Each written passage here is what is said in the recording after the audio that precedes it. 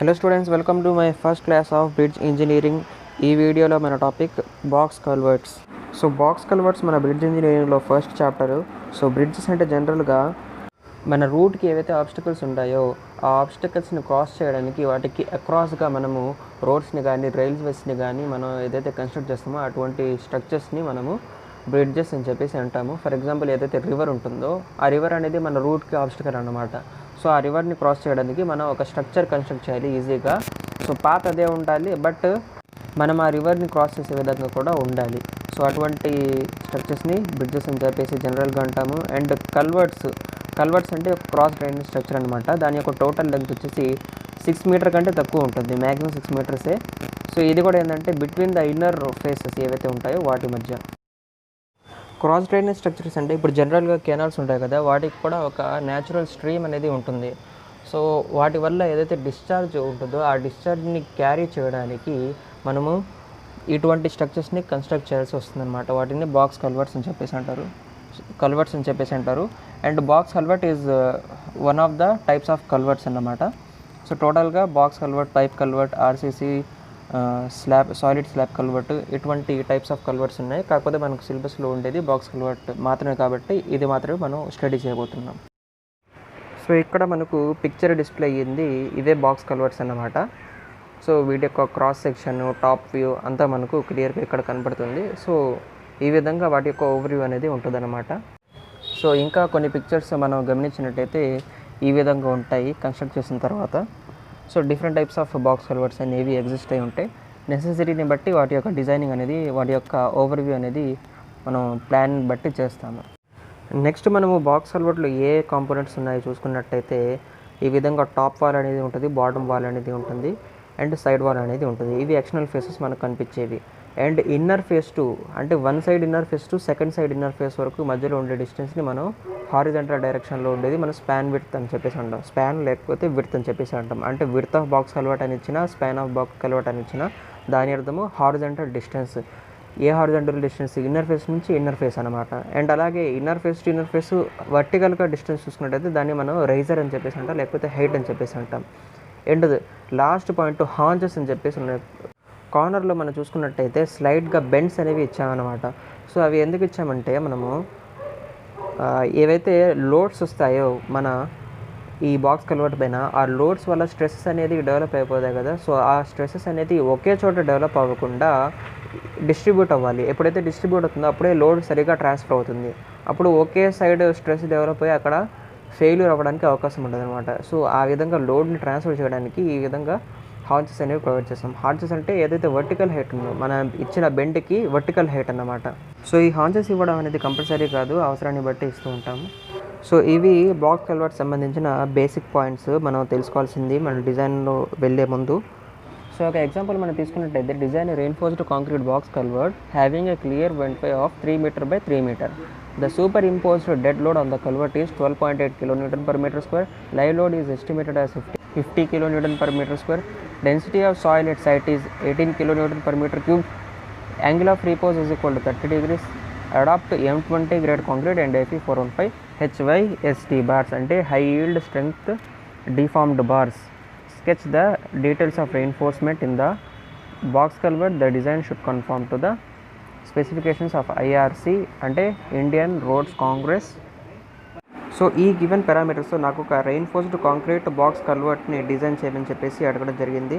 So కాబట్టి నాకు ఇచ్చిన గివెన్ డేటా నేను చూసుకున్నట్టయితే వెంట్వేలో ఏముంటుంది? విడ్త్ ఉంటుంది అండ్ అలాగే హైట్ కూడా ఉంటుంది. సో హైట్ అంటే క్లియర్ స్పాన్, దాని యొక్క విడ్త్ వచ్చేసి దాని యొక్క టోటల్ లెంగ్త్ వచ్చేసి 3 మీటర్స్, హైట్ వచ్చేసి 3 మీటర్స్. అండ్ అలాగే నాకు dead load on the culvert అని చెప్పేసి చెప్పడం జరిగింది. So 12.8 kN per meter square live load ఇవ్వడం జరిగింది. అండ్ అదేవిధంగా డెన్సిటీ ఆఫ్ సాయిల్ కూడా అతనే ఇవ్వడం జరిగింది. ఓకే, ఇవ్వకపోయినా మనము యూనిట్ వెయిట్ లేకపోతే డెన్సిటీ ఆఫ్ సాయిల్ అదే తీసుకుంటాము. యాంగిల్ ఆఫ్ రిపోజ్ అనేది ఇవ్వడం జరిగింది. So A grade of concrete use చేయాలో అండ్ మనం యూస్ చేసే రెయిన్ఫోర్స్డ్ స్టీల్ బార్స్ ఏవైతే ఉంటాయో వాటి యొక్క ఈల్డింగ్ స్ట్రెంగ్త్ ఎంత ఉండాలో అండ్ ఎటువంటి టైప్ ఆఫ్ బార్స్ యూస్ చేయాలో మనకు చెప్పడం జరిగింది. అండ్ రెయిన్ఫోర్స్మెంట్ డీటెయిల్స్ని మనం ఇప్పుడు స్కెచ్ చేయాలి. సో గివెన్ డేటా రాసుకున్న తర్వాత మనం మెన్షన్ చేయాల్సిన మెటీరియల్ యొక్క పారామీటర్స్. సో ఎఫ్సీకే అంటే మన ఒక కాంక్రీట్కి ఉండే ప్రాపర్టీస్ ఏంది, అండ్ స్టీల్ ఏదైతే యూస్ చేస్తామో వాటి యొక్క ప్రాపర్టీస్ ఏంది. కాంక్రీట్ ప్రాపర్టీస్లో చూసినట్టయితే క్యారెక్టరిస్టిక్ కంప్రెసివ్ స్ట్రెంగ్త్ ఒకటి, యంగ్స్ మాడ్యులస్ ఒకటి. అండ్ అలాగే స్టీల్లో కూడా దాని యొక్క yielding strength and Young's modulus. So FCK is equal to 20 Nm/mm², FY is equal to 450 Nm/mm². EC అంటే Young's modulus of concrete 29 GPa, ఇది ఒక స్టాండర్డ్ వాల్యూ అనమాట. ఈ ఈసీ అండ్ ఈఎస్ అనేవి ఇవి మనం రిమెంబర్ చేసుకోవాలి. వేటికైనా ఇవే వాల్యూస్ ఉంటాయి.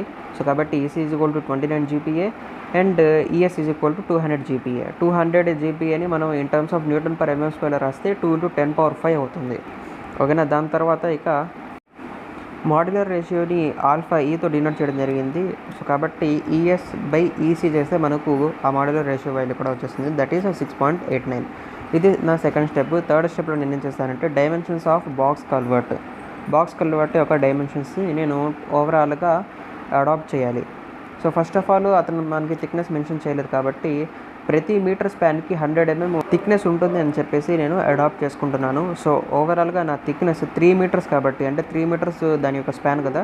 So 3 metres into 100 mm. So ఓవరాల్గా అది 300 mm అయిపోయింది. అండ్ ఎఫెక్టివ్ స్పాన్ మనం తీసుకున్నట్టయితే ఏదైతే సెంటర్ టు సెంటర్ డిస్టెన్స్ ఉంటుందో, ఇప్పుడు ఫర్ ఎగ్జాంపుల్ మన థిక్నెస్ ఆఫ్ వాల్ ఏదైతే ఉందో దాని యొక్క థిక్నెస్ అది వచ్చేసి 300 mm అండ్ మధ్యలో ఉండేది 3 మీటర్స్. ఓకేనా. సో 3 మీటర్స్ని ఎంఎంలో కన్వర్ట్ చేస్తే అది ఏమవుతుంది, 3000 mm అవుతుంది ఓవరాల్గా. సో మనం సెంటర్ టు సెంటర్ డిస్టెన్స్ చూసుకున్నట్టయితే అటు 150 mm ఇటు 150 mm. సో మధ్యలో ఉండేది 3000 mm. So 3000 + 150 + 150 is equal to 3300 mm అవుతుంది. సో నేను చెప్పేది మీరు ఇమాజిన్ చేసుకోగలిగినట్టయితే మీకు క్లియర్గా అర్థమవుతుంది. నెక్స్ట్ ఫోర్త్ స్టెప్లో మనము డిజైన్ లోడ్స్ని క్యాలిక్యులేట్ చేయాల్సి వస్తుంది. సో టోటల్ లోడ్ తెలియాలంటే మనకు సెల్ఫ్ వెయిట్ తెలియాలి, superimposed dead load and live load, and వీటన్నిటిని సమ్ చేసిన తర్వాత మనకు వచ్చేదే టోటల్ లోడ్ అనమాట. So superimposed dead load, live load అనేది మనకు క్వశ్చన్లో ఇవ్వడం జరిగింది. Self weight of top slab ఏ విధంగా క్యాలిక్యులేట్ చేస్తామంటే, సో దాని యొక్క thickness into unit weight of that particular material. ఓకేనా. సో ఎంతైతే మనము థిక్నెస్ అడాప్ట్ చేస్తామో దాన్ని మనం ఏం చేస్తామంటే దాని యొక్క యూనిట్ వెయిట్తో మల్టిప్లై చేస్తాం. యూనిట్ వెయిట్ ఆఫ్ కాంక్రీట్ ఏంటి, 24 kN, 25 అంటే దాని యొక్క గ్రేడ్ని బట్టి ఇది వేరీ అవుతూ ఉంటుంది. సో 24 to 27 వీటి మధ్యలోనే కాంక్రీట్ యొక్క యూనిట్ వెయిట్ అనేది ఉంటుంది. సో ఇక్కడ మనం 24 kN/m³ తీసుకున్నాం. సో సెల్ఫ్ వెయిట్ ఒక ఫార్ములా ఏం చెప్పాను, thickness into unit wait. So thickness 300 mm. So దాన్ని మీటర్లో కన్వర్ట్ చేస్తే 0.3 వస్తుంది. అండ్ 24తో మల్టిప్లై చేస్తే ఓవరాల్గా 7.2 kN/m² అనేది దాని యొక్క సెల్ఫ్ వెయిట్ అవుతుంది. ఇక్కడ టోటల్ లోడ్ 7.2 + 12.8 + 50 చేస్తే 70 kN/m² అనేది టోటల్ లోడ్ మనకు వచ్చింది.